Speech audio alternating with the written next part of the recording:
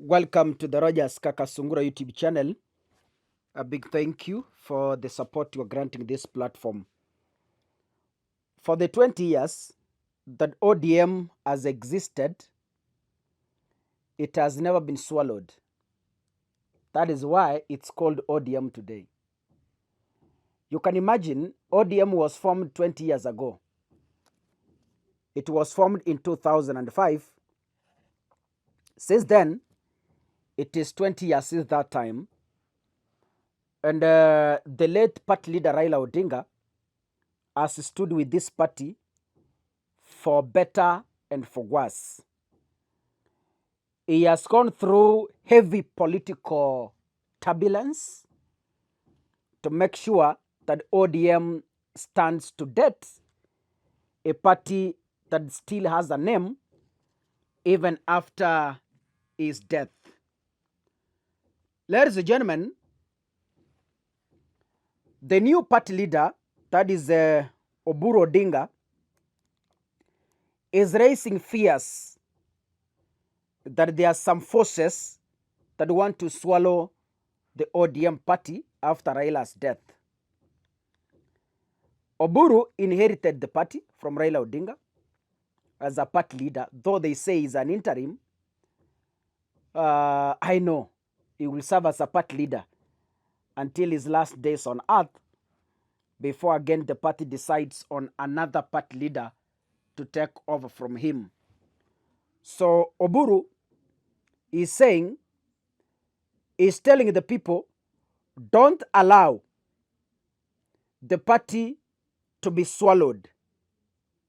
The quickest question asking myself, which forces are these, or who is this who is planning to swallow ODM party that Oburu Odinga is completely feeling threatened? Can we listen to Oburu Odinga? If you don't unite as my people of Luo, if you don't unite, nobody will respect you. You are respected because you are always united. You are one people.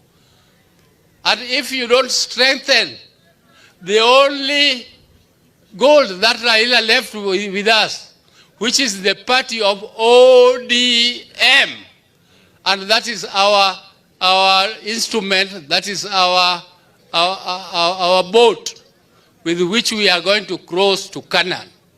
If we don't strengthen ODM as a party, if you allow ODM to be swallowed, you are also going to be swallowed in the sea.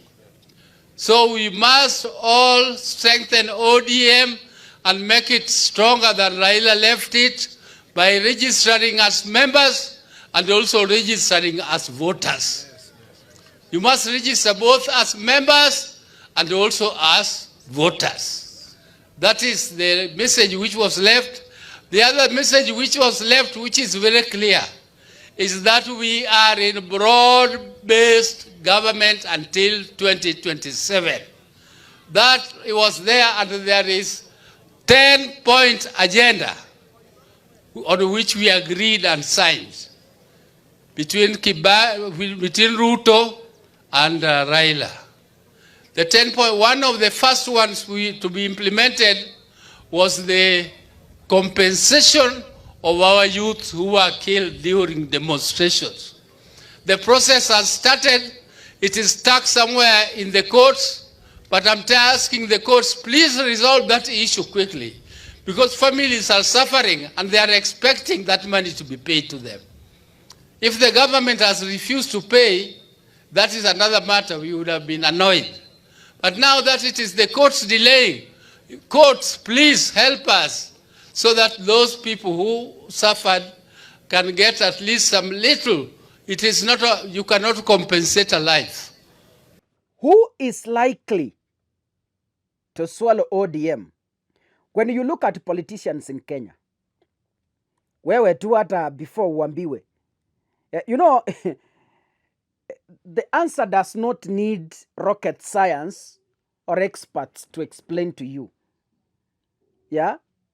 Wewe ukiangalia tu wanasiasa wa Kenya, Look at politicians in Kenya. Look at regions in Kenya. Who do you think? Look at Kalonzo Musyoka. Look at Rigathi Gachagua. Look at Fred Matiang'i. Look at Uhuru Kenyatta. Look at Eugene Wamalwa. Angalia tu wanasiasa. Look at Natembeya. In this circle, look at William Ruto. Kwa watu wote. Hata ukienda uliza mtoto wa playgroup, nani anataka kukunywa ODM? They know. The answer is in the public domain. It's well known in the public domain that the person who has been wanting to swallow ODM is one person, William Samoei Ruto. This is an open secret. It's not something that is hidden. Could Oburu Odinga feeling uncomfortable being with Ruto? Because when he's warning the ODM leaders and members that please don't allow ODM to be swallowed, because it's William Ruto wants to swallow ODM. Could Oburu Odinga feeling insecure being around William Ruto? Has Oburu seen any form of threat to swallow ODM that he wants to shout early in advance to scare the people with such intentions? Well, hii siasa ya Kenya walai.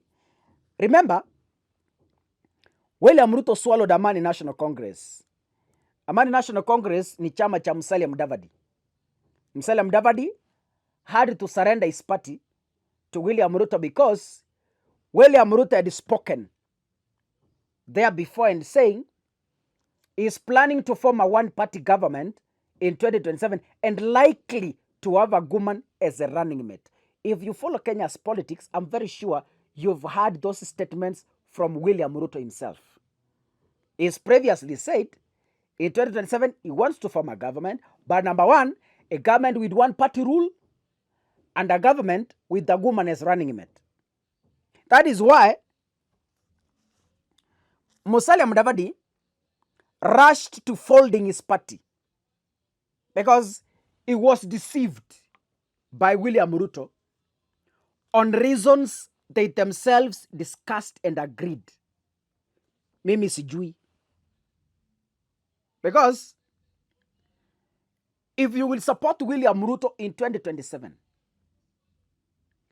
there is a likelihood that the first qualification for you to join him, if you have a political party that is registered, you must fold it and join his party of choice. That time, it can be ODM, it can be UDA, or whichever party William Ruto will decide to use in the coming general election. So Oburu Odinga is publicly feeling that as much as ODM is existing, after Raila Odinga's death, there are people feasting for the party. There are people salivating to swallow the party and maybe to cut wings of the Luo community going forward. And the strategist we know who plays those games in Kenya is one individual. Na tunamujua vizuri sana, because he has done that before.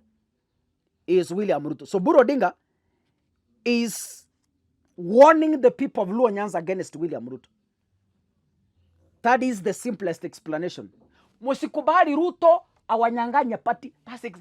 That's the simplest explanation. Yeah? Musikubali. Don't allow. Kuna watu wanataka kumeza chama yenu. Mmoja wao ni Ruto. Musikubali. Don't allow. Defend it. Pigania. God bless you. See you in the next episode. Asanteni sana.